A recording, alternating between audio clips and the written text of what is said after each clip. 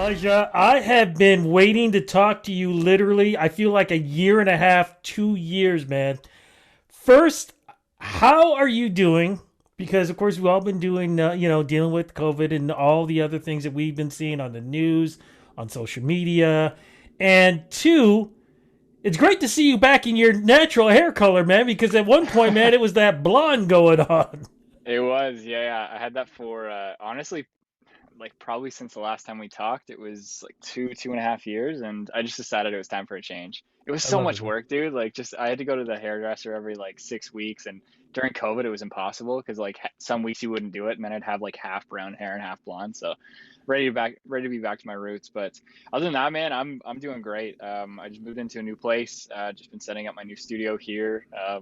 Kind of been working on this Dolby Atmos thing, which is pretty crazy, kind of taking over the world of music right now. So I'm setting up my studio for that, which is just a full-time job, and got a lot of music coming out in the next little while. So I'm pretty stoked.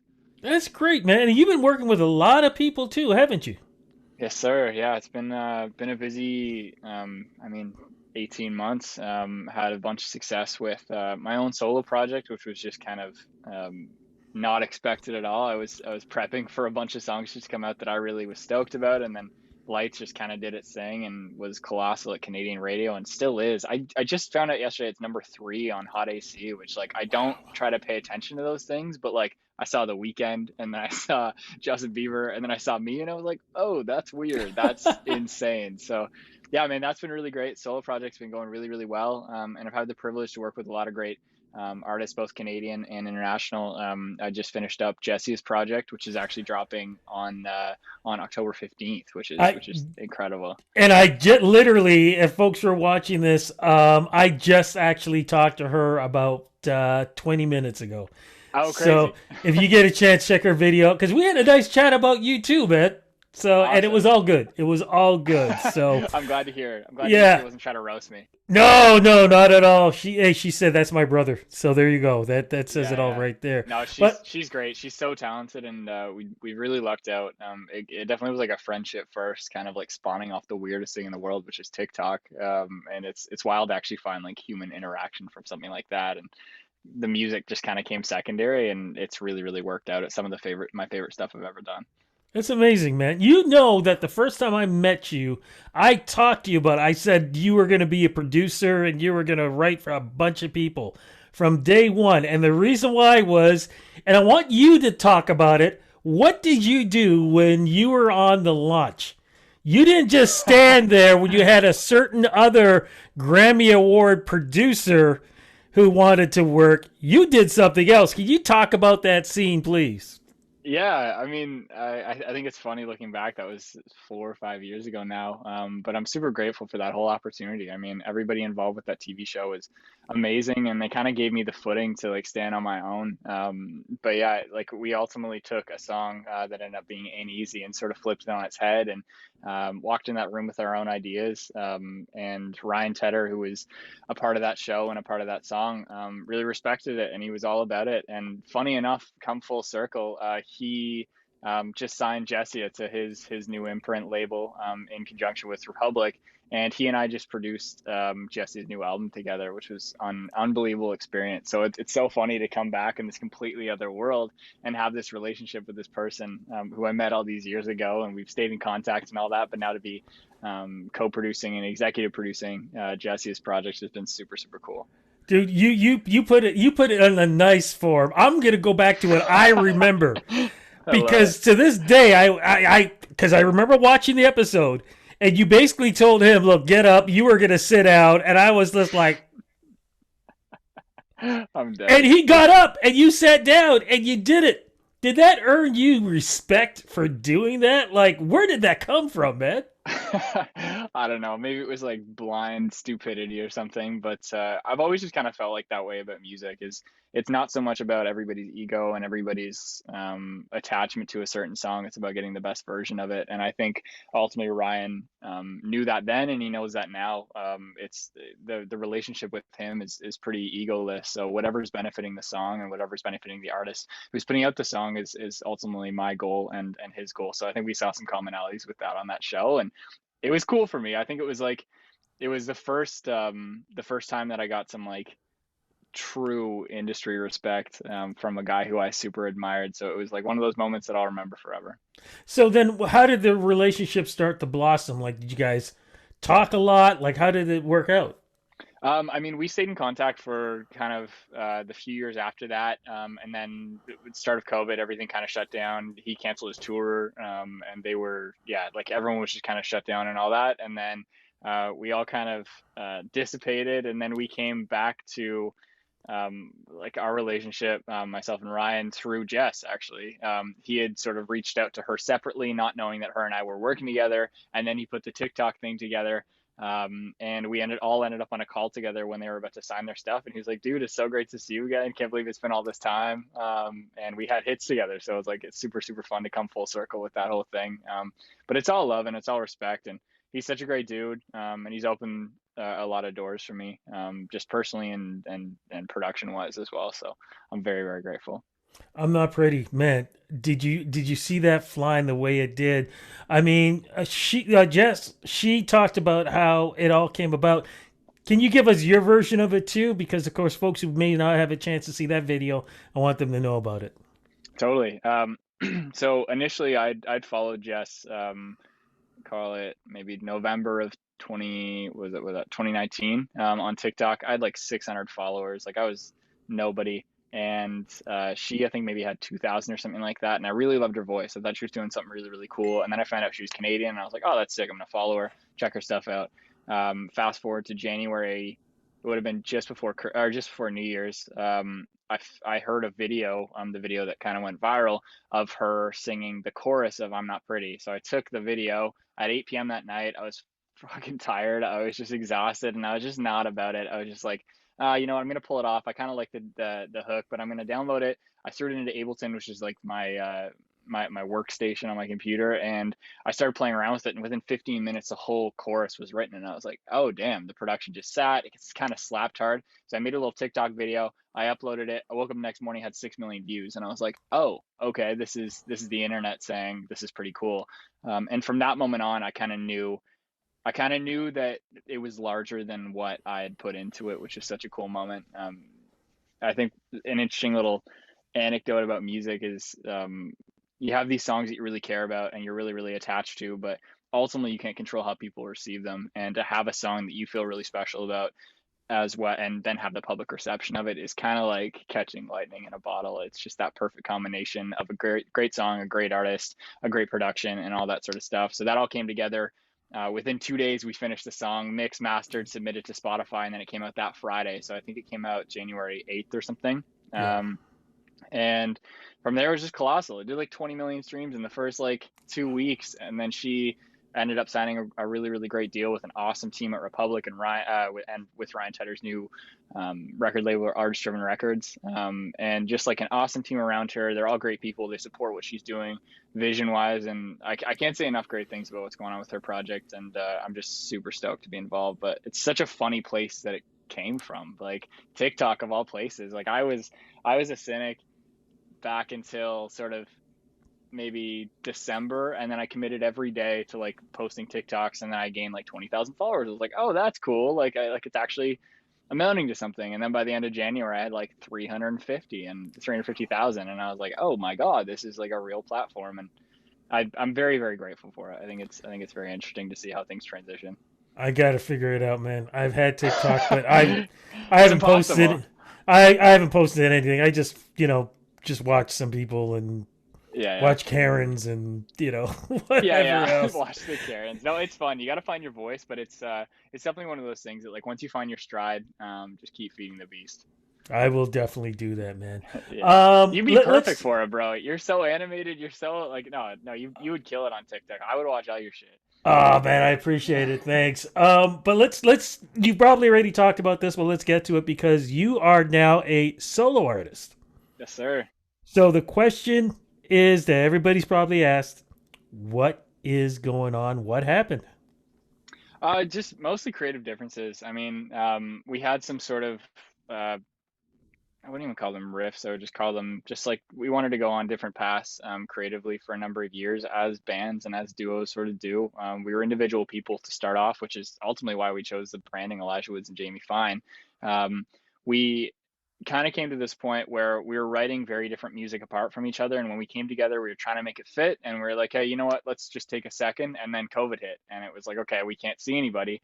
And we just decided, hey, it's like, hey, you know what? We're going to go off on our own path for a little while, see what happens. And things kind of dissipated. And a lot of doors sort of opened up for me in other avenues. So I just kind of knew that I made the right choice. And simultaneously with that, there was a bunch of stuff that I had written, including actually my latest single, Someone New. Jamie and I had written that song and I felt really, really attached to it. It was like a really personal story. I was going through a breakup at the time. And all this music kind of spoke to me. And I was like, hey, why don't I perform this? Like, why don't I sing this? These are my songs. I really, really care about them. And that's ultimately what I think people are connecting with is the realness behind it and um, the the commitment to like creating something that's really, really valuable to me. You are, there are people who say that they're dedicated to music and dedicated to the business. You truly are. Like, you believe this stuff, man. Thank you, Um, bro. I like, try. At least I can convince you. That's all that matters. If I can no, it's convince you that I committed. no, you are committed, and what gets me, what I respect so much is that you are so young. Where does that commitment come from? I think it comes from like a desire to learn. Talk to my therapist about that. I actually don't know. I think it's this ever this need to never stop growing and to never stop learning.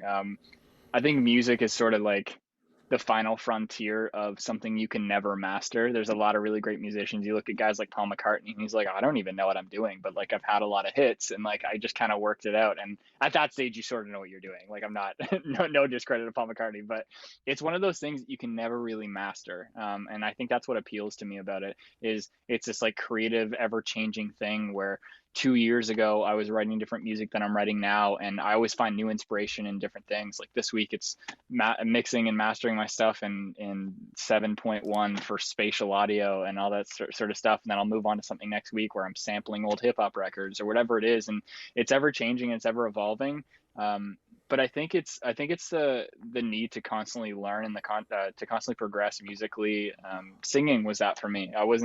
I never thought I was gonna be a singer. I never thought I was gonna be a front man. And then I was like, yo, let's just try this out. And I love it. I absolutely love it. I love recording myself. I love hearing my voice back on like stuff that really means something. Because it's the ultimate test of like, hey, does this song fit and does this song actually work with what I'm trying to do? As somebody who loves producing, also, what was it? Did you have to change anything at home? Meaning, of course, equipment, because with COVID, there were a lot of times we weren't allowed in studios, and if you were allowed in studio, you were only allowed maybe one or two people. What did you do to adjust to be able to create this new music? I've been very fortunate. So I've always worked better in a home environment.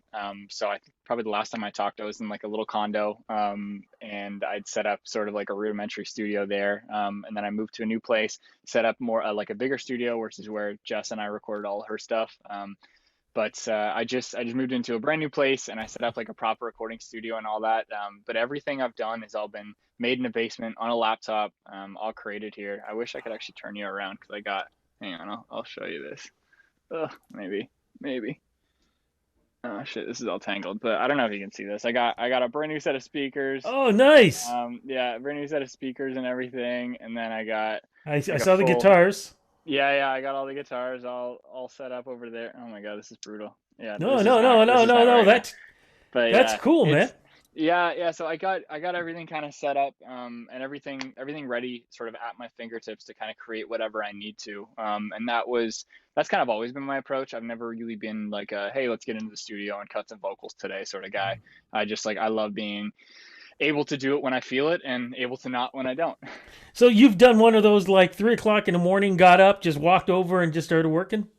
Yes, sir. Yeah, yeah. I just walk into my basement and shut the doors, and it's all soundproof down here, so I I can't wake up my girlfriend or anything, which is nice.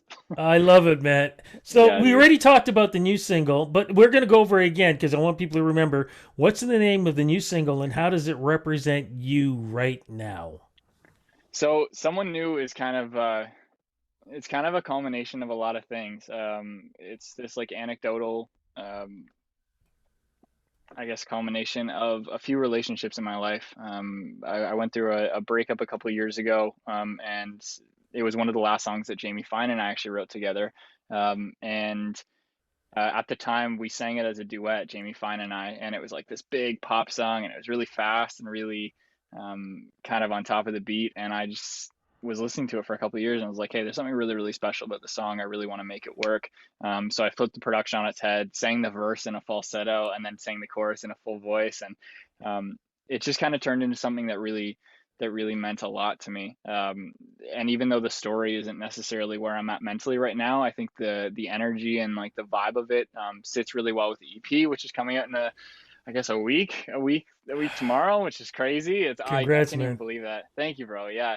And sonically, it sits within the project. I think it's a great sister song to Lights. And it was one of those ones that I just couldn't get out of my head. Like no matter where Jamie and I were at, no matter where I was emotionally in my relationship or like mentally, I could never shake this song. I thought it was so special, and everyone I played it for was like, "Hey, the song's really special. You got to do something with this." So I just decided to turn it into a ballad that all of a sudden just like rocks your face off when it Love it. gets into verse two. I love it, man. Wow. So we got the EP, we got great music out there. What about performances? At the moment, there's not a ton going on. I'm hopefully doing a couple songs with Jess at Outside Lands. She's playing Outside Lands in a couple weeks. Yeah, Halloween. Is it on Halloween? Yeah. Which would be cool. So that's San Fran, and then a couple little smaller shows through the states and in Canada. There's not a ton going on. That's the one thing I'm missing right now. It's just there's like tiny little shows. Even Oshiego is downsized. That was supposed to happen, and then everything kind of got moved around and shifted and all that. So I'm really really hopeful that kind of come November, December, there's some club shows, there's some smaller stuff because I miss it. I played a few this summer, and it was the first time performing solo, and I just got the bug. Like I just got so addicted, and I just absolutely love it. I miss seeing people too. I miss that energy, and it feeds me. So yeah, I'd really really love to get out there again. Hopefully things will start opening back up, and we can get back on the road. What about producing? Anybody you're working with? Working with a ton of people, man. I got songs kind of all over the place. The last kind of couple months have been predominantly my own project and Jessia, but I'm also working with a Canadian artist named Jutes. I'm working with an artist named 12 a.m. He's just put out his project a couple weeks ago, which I had a bunch of songs on. Working with Always Never, a great like R&B sort of pop group. They're just wicked dudes. What else I got going on? I got some stuff with Ryan on the go, just some demos and that. But yeah, it's busy, man. Like I'm pretty full on, but my commitment for the next couple of weeks, as I've told my managers, is just like promotion and TikTok and doing that whole thing. Because my heart lies in the music, and when I'm doing the music, I can't focus on anything else. I can't promote. I can't do anything. So I told them I take a second and be like, hey, here's my music. Here's what's going on. Please listen to it because I spent a lot of time on it. Brother, I tell you something, man. I am so glad that you made my prediction come true. Because, like I told you, man, when I saw that episode, I said this dude's gonna rock behind the board. I know Thank it, you, man. and you're doing it, and I cannot wait to see more that's happening. Man, you are knocking down doors. You're not knocking down doors, man. You're disintegrating them, and I love seeing what you're doing, I and I love it, love bro. seeing it was funny. I was talking to somebody else about you, and I said he's like, the Prince, Quincy Jones, Bob Rock. Like you're rolling into those names, man, and you're really helping the Canadian music industry grow. And with a young cat like yourself, man, it's endless. It's endless. I love seeing everything you're doing, man. Congrats on this EP, the music, the producing, the performances, just everything. Congratulations, man, because you deserve it. Thank you so much, dude. Always a pleasure chatting. It's great to actually finally catch up, and hopefully it won't be another couple of years before I see you again. Yeah, Hopefully no, next we time it's got in it. person. Yeah, I wanted to be in person, but man, Forget about the blonde hair, man. Keep the dark hair. I You like that like it? better. You like the Yeah, dark hair? All dark right, hair we'll better. keep it. We'll keep it. All right. I've gotten a lot of those, so I'm glad I had the blonde hair for 2 years and nobody told me. Yeah, well, yeah, I don't know if you noticed, man. The braids are gone for me too. Yeah, I know. I couldn't tell under your hat or if it was like one of those virtual things. Like Yeah, no, you could no, no. totally The just touch it braids, off. braids are gone, man. Once COVID hit, it was like we got to get a change in there. But I brother, like love I it. said, great talking to you, and always, man, much respect. I appreciate it, dude. All the best, and we'll catch up soon.